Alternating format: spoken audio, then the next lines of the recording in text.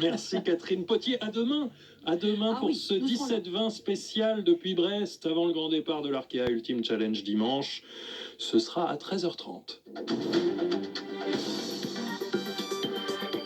France Info, 17h-20h, Augustin Rivet.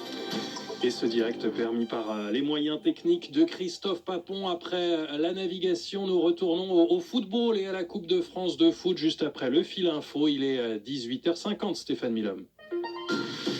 En Seine-Saint-Denis, la police des polices est saisie après la mort d'un homme de 30 ans à l'hôpital des suites de ses blessures. Il avait été interpellé hier par la police après une agression dans une épicerie à Montfermeil parce qu'il était agité et agressif. Ils l'ont neutralisé avec une dizaine de décharges de pistolets à impulsion électrique. En Iran, les autorités annoncent déjà l'interpellation d'une douzaine de suspects. Des explosifs ont même été saisis après le double attentat mercredi de Kerman. Cette attaque revendiquée hier par Daesh a fait au moins 84 morts.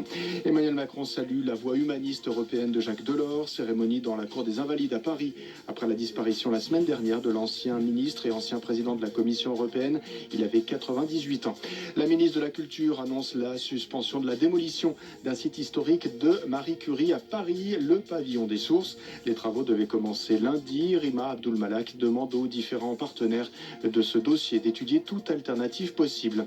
Et puis en biathlon, la Française Justine Brezas-Boucher remporte le sprint d'Oberhof. C'est sa 4e victoire de la saison. Elle n'est pas la seule à briller puisque 5 Françaises se retrouvent dans le top 10, le classement de Coupe du Monde.